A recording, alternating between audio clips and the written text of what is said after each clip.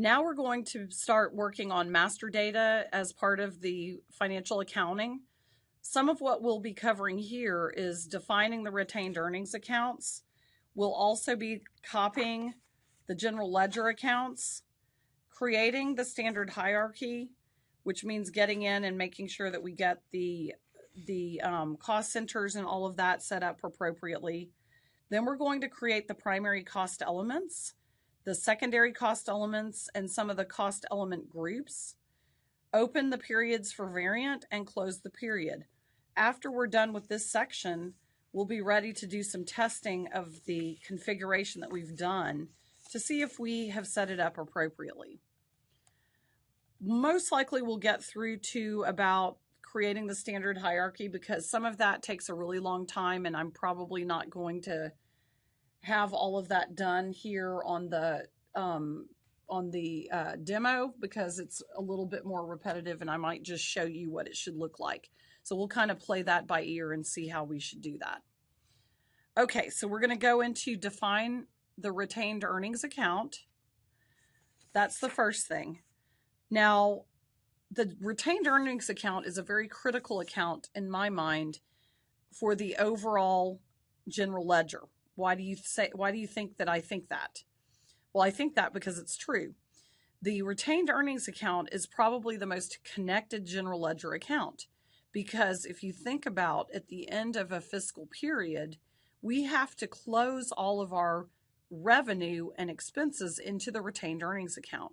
What is that revenue and expense? What are those accounts called? Those are temporary accounts, and they have to be closed out to the retained earnings account. And then we start with a fresh zero balance at the beginning of a new fiscal period. The retained earnings account is one of those that you want to never delete also because there is so much interrelated connectivity to that account that if you do delete it, it's really hard to recreate it, and you probably would need to start off with a brand new system because there's no way to really recover from that. So we're going to specify the retained earnings account in our new, which is also currently an empty chart of accounts. And as we mentioned before, the balance from each of the profit and loss accounts is carried forward at the end of the fiscal year to this account, which is $3,300. Your retained earnings account must be specified in the chart of accounts before additional general ledger accounts are added to the chart of accounts. So this is why we are doing this as the first step. Remember, we also have to create the general ledger accounts at the chart of accounts level as well as at the company code level. Why? Because accounting happens at the company code level, not at the chart of accounts level. So that retained earnings account must be specified, and it is automatically linked as we add new profit and loss accounts. It's automatically linked to the retained earnings account to facilitate that year-end closing process. So we're going to go into transaction code SPRO. We're going to go into the SAP Implementation Management Guide, Financial Accounting New, General Ledger Accounting New, Master Data, GL Accounts, Preparations, Define Retained Earnings Account. Now we have to enter in our chart of accounts.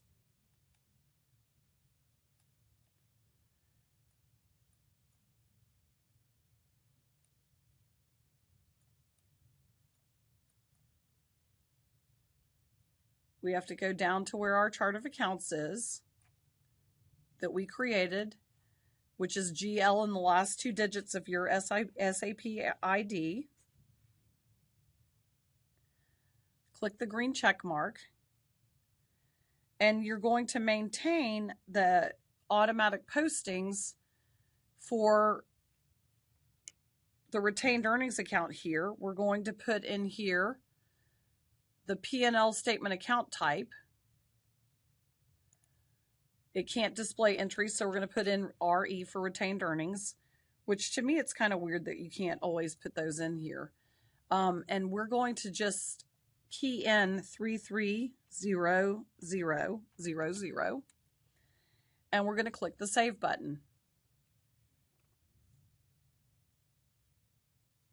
you're going to receive a message that says 3,300 is not created in the chart of accounts.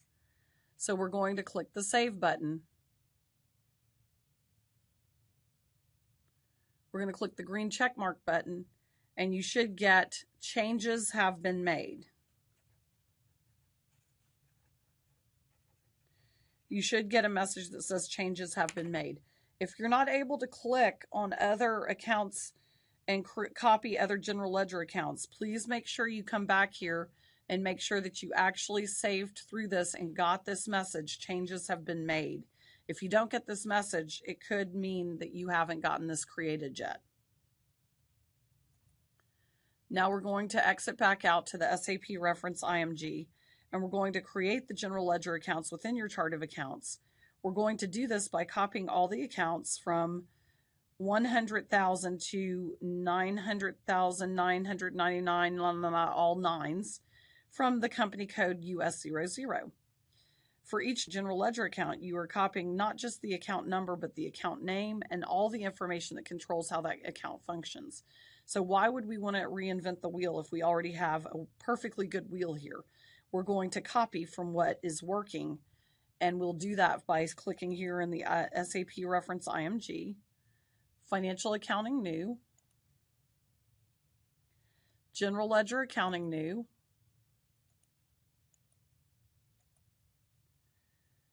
we're going to go into Master Data, we're going to go into GL Accounts,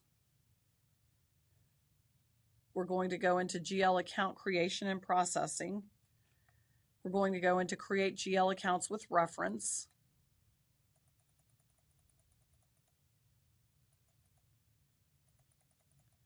we can see that most of the students have gotten this done, or a lot of them have. But what we need to do is we need to look in the Create GL Accounts with References Overview tab.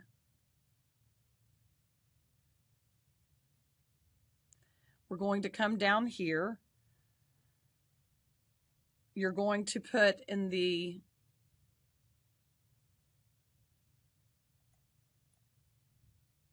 company code area, we're going to put in US and our number, and then we're going to put in the reference company code US00, and we're going to click on the Save button. And you should get a message that says data saved. Click on this green check mark.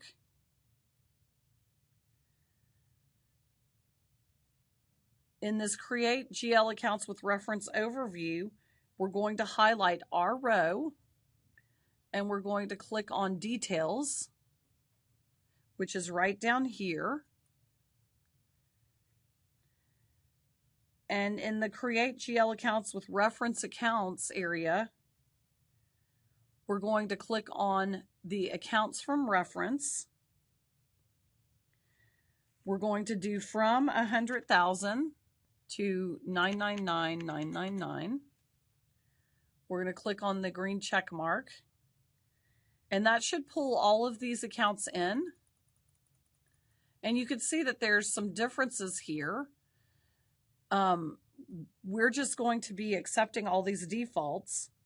We're going to click on the green check mark to enter. We're going to then click on the Select All. We're going to click on GL Accounts, and we should get a message that shows us all of these accounts were saved. You can save that if you would like to. You can save this message if you want. But this will prove that we have it for normal balance sheet accounts that either. Anyway, I'm looking at this because this seems a little bit weird that it would have that one, but it should be that way if it's done that way in US00, so that's fine. After that, you should have them saved. You should get that message that shows the data was saved. So you've got all of that. It should be done. The data should have been changed, but I'm pretty sure it was already done.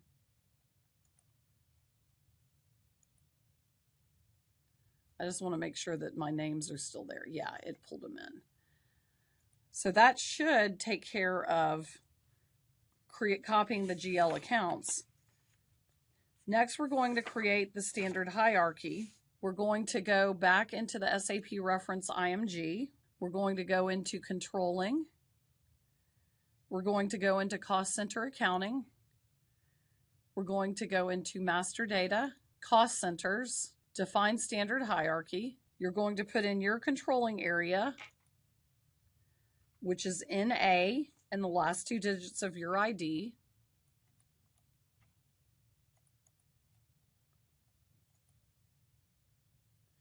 And remember, we had created the initial standard hierarchy earlier. In the standard hierarchy for cost centers change, we're going to enter in a short description of the group by putting in 88 GBI North America Cost Center Standard Hierarchy.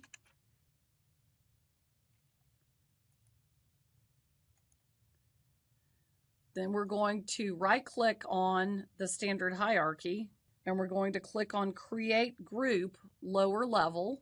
Now this one, I have a lot of students that experience problems in this, so you want to spend some time looking at this. You come down here to create the group name, which is N10 and your last 2 digits. The short description of the group is 88 corporate. Click enter. And the changes take effect. Now we come up here and we're going to right click again on corporate, and we're going to click on create group lower level, create group lower level. That pulls in the lower level one. And we're going to put in N1188. And then we need to put in 88 in the executive board.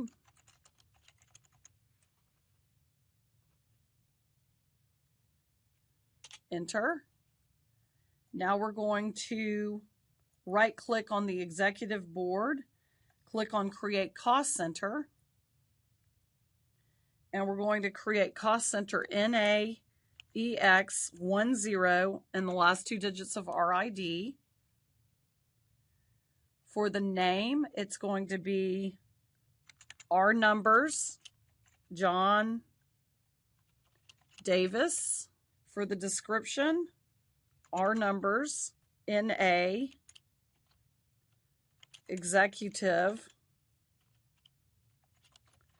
John Davis.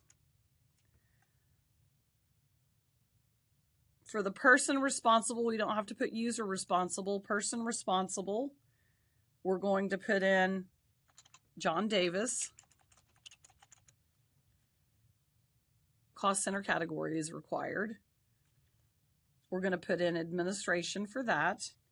On the organization tab, we're going to enter in the business area. So this links us up into the business area so we can do some additional analyses by the business area that we have. Next, we click on Indicators tab. We need to click on Commitment Update, which we did. Oh, we have to deselect it. Now we press Enter for the changes to take effect. Or you can click up here.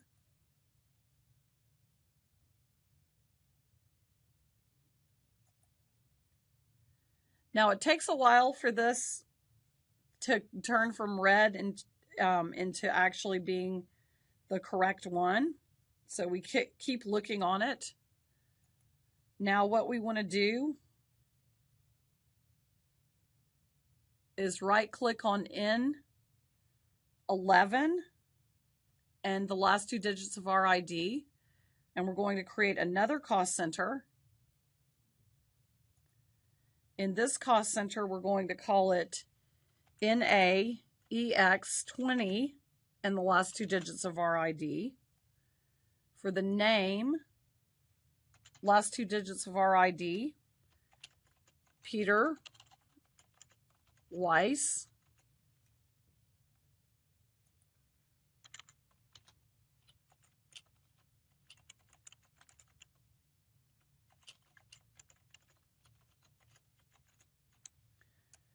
Peter Weiss. Person responsible is, so description is our last 2 digits, NA executive, colon, Peter Weiss. Then we're going to put in person responsible, our last 2 digits of our ID, Peter Weiss. And for the cost center category, this one is also administration. On the organization tab, we're going to enter the business area of BI88. We don't have to enter anything else in. Then we click on the indicators tab, deselect commitment update. We can click on the green check mark and save our data. Okay, now there it goes. And then these turn green once we save it. Now we're going to have to pull our Appendix A to complete the rest of this work here. Now we're going to continue on. You should have Appendix A to kind of work on the rest of the work. And what I'm going to do is, if you're comfortable doing that on your own, you don't have to watch the rest of this series of the demo, but I am going to show the rest of the students that maybe are a little bit more new to the system how to get through the rest of these. What we're going to do next is we're going to click on the headquarters group that we set up here. Yeah, this headquarters group right here, or what we call the executive board. And we're going to create a group at the same level. And what this group is going to be named is N12 and the last 2 digits. And then right here, it's going to be 88, internal services. So we're going to make sure that we put that in as internal services. Click enter, and it should pull that up for the internal services group in 12 and the last 2 digits of your ID. The next one we're going to do is the internal service underneath that group. So we're going to click on this and right click, and we're going to create the cost center, which is NAIS 10 and the last 2 digits of our ID. So we're going to put in NAIS 10 and the last 2 digits of our ID. For the name, we're going to put in internal service. For the description, we're going to put in NA, North America, internal services. The person responsible is the NA Internal Services Manager. Cost center category for this one is W, which is for administration. Then in the organization tab, we're going to enter in RBI number. And then in the indicators tab, we're going to uncheck the commitment update. Oops, I put in the wrong cost center category. So you have to double check the work that you do, because I'm looking at it right now and I looked at the wrong line, and this should actually be H for service cost center, for a service cost center. So I'm going to actually put a little page under this so I make sure I don't enter something again. I'm going to put a line under my page. Let me double check that we've got this. NAIS 10 in the last 2 digits of the ID. The name is Internal Service. NA Internal Services, that's correct. NA Internal Service Manager. Cost center of H. Business area is BI in our last 2 digits, and commitment update is a green check mark. We're going to click the green check mark or the enter button to put that one there. If we want to save it, we can go ahead and save that particular one. We will go on to the next one, which is N20 and the last 2 digits of our IDs. Now that is at the same level as our corporate group, so we can click on this corporate group and create a group name at the same level. That will create a group name at the same level. We enter in the number N20 in our last 2 digits of our ID. We're going to click on the new group name, which is our last 2 digits and administration and financials. We can click enter and that will pull that one in. We go to the next one, which is the next group. We can click on this one. There's several ways we could do this. We want to create the N-2-1 in the last 2 digits, which is a lower level. So we're going to click on N-21 in our last 2 digits. For the new group, we're going to enter in our last 2 digits and administration.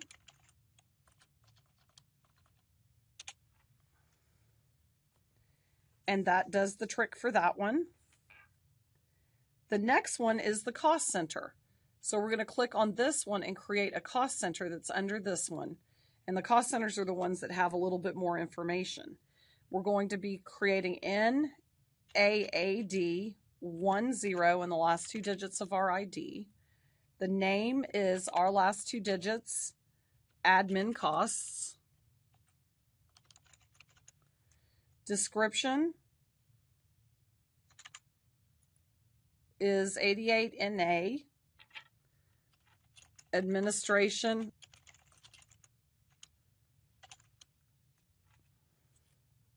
the person responsible is 88NA admin manager. And the cost center here is an administrative cost center. We go to organization and put in BI and our last 2 digits. And for the indicators, we're going to uncheck the commitment update. We can click on enter and save if we would like. Now we're going to go and create another group name for human resources. That's at the same level as administration. So we can click on administration and create a group at the same level. And then we're going to create N22 and the last 2 digits of our ID. And we're going to call this 88 Human Resources. Click on enter. That pulls up the Human Resources one.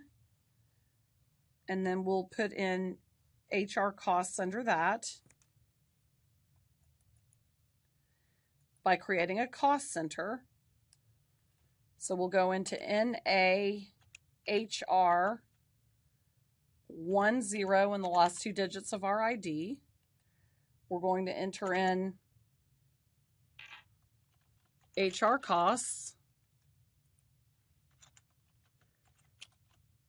human resource costs,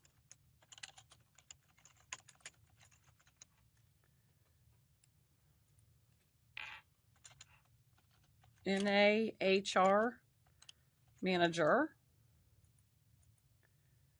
cost center category of W, organization, BI, last 2 digits, indicators, take out the commitment update. We'll take that out. Click enter. We can go ahead and click save if we want, and we should get another message that says data has been saved. Well, you'll know that it's been saved because these will turn green here on the side. The next group name we're going to create is the procurement. So we're going to click on this and create the same level. And we're going to create I-3 and our last two digits. And this one is going to be our last two digits procurement.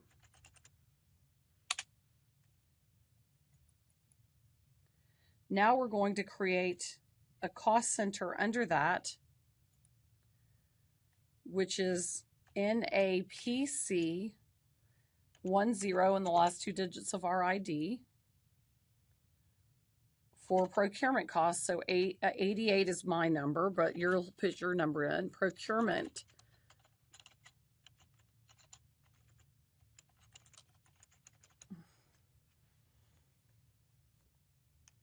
And then you want to put in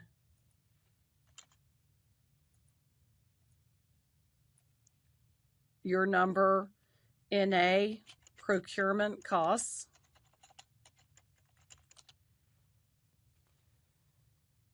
And then we're going to enter in NA, procurement manager. This cost center category is W for administration. We go in here for business area.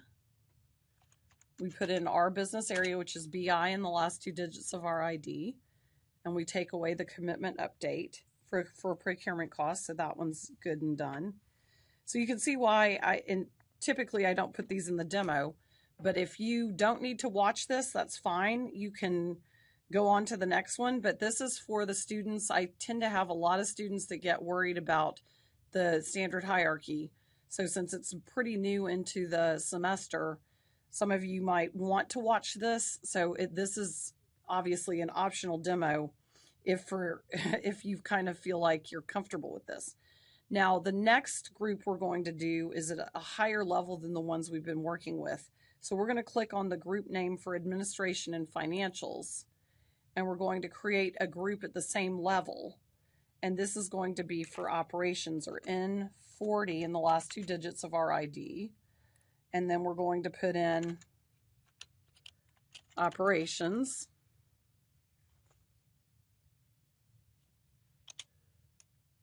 And now that we're under that one, we're going to be creating several different groups and then cost centers under that. Now you can see that this looks very elaborate. The size of this is very elaborate. Oops, I just created one at the same level and I didn't want to do that. So I can cancel out. It is very elaborate, but you want to spend time and realize that even though this looks like a lot of cost centers, most companies are going to have a lot more cost centers than what we have here. We've got something like 1, 2, 3, 4, 5, 6, 7, 8, 9, 10, 11 cost centers here. A lot of companies would have hundreds of cost centers, maybe even thousands, who knows. So you've got, we're now at this group name for operations, and now we need to create at a lower level. So we're going to create N41 and the last two digits of our ID for research and development.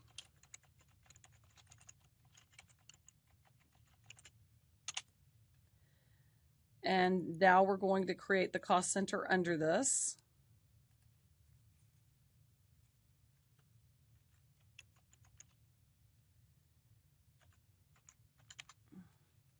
NARD 10 in the last two digits of our ID. We're going to call this R&D costs. Oops, R7D, that sounds like something from Star Wars. We'll put the R&D costs here, and then 88 NA research and development costs. And let's see what else we need to put in here. For the person responsible, we're going to put in the R&D manager. For the cost center category, we're going to put in production. So this is one of the ones related to production. Business area is BI-88, or actually you're going to put in the one for you. For the indicators, you're going to take off the commitment update, and we're going to click the enter button, or the green check mark here. The next one we're going to create is the group name for production. N42 and the last 2 digits of your ID. 88 production. Now we're going to create under it the cost center for production. NAPR 10 and the last 2 digits of our ID. The name is for production costs, 88 production. The next one is NA production costs.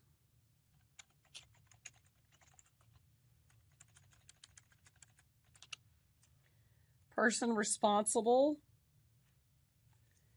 is our production manager.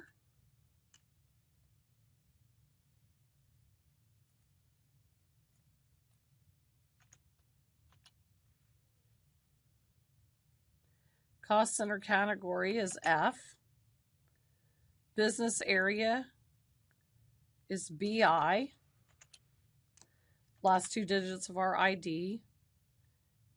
Indicators, we will put in our indicators here. And uncheck the commitment update. The next one we're going to do is for plant maintenance. So we're going to create another one under production at the same level for NA43 in our last 2 digits. We're going to enter in plant maintenance.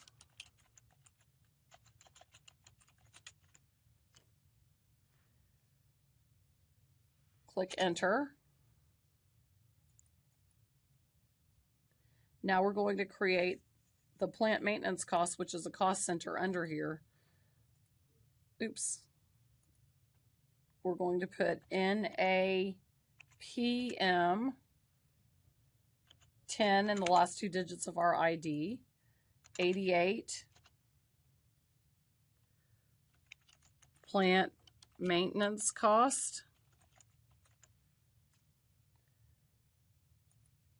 88 NA plant maintenance costs. And then person responsible, we're going to put in NA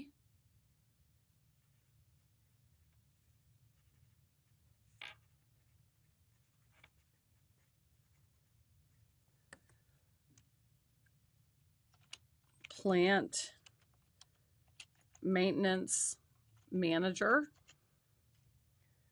Cost center category for this one is L for management.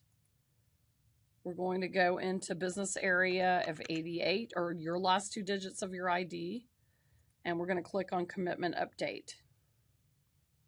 Click the enter button, and the next thing that I would do is I would double check that this looks like the one for Appendix A. So we start off with GBI North America standard hierarchy. So we've got that right. The next one is corporate. The next one is N11, which is the executive board.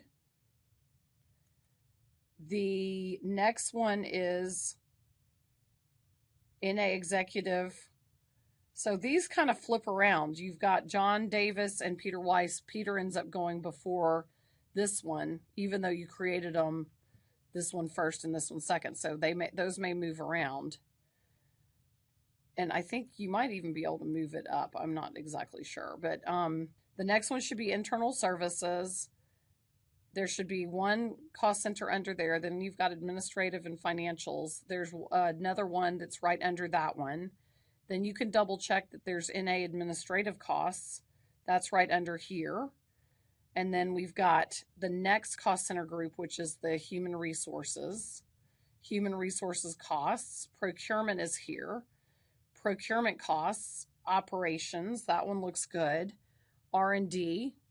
Then under R&D, we've got the cost center for research and development, a cost center for production, a cost center for plant maintenance. And this one, I had accidentally entered one, but we don't want to do that particular one. So we can delete that one. So you can see how that's done. Once it looks good, we can save. Now I saw that with under my R&D that it looks like I had not put NA R&D manager. I put NS. So I can go into change mode. You can see over here, OKEON is the change mode. And when we're in change mode, we can make changes here. So I can save this. And then we can actually go back in. You can see that data has been saved, and this data is actually saved here. So if you make some small description, if your descriptions are not correct, then you can make some changes there. And you want to double check that this looks good. If you did not create this in the proper way, you want to go and find and research and make sure you can get this done correctly. We will now conclude here and start back up in the next series of exercises with primary cost elements. Thank you.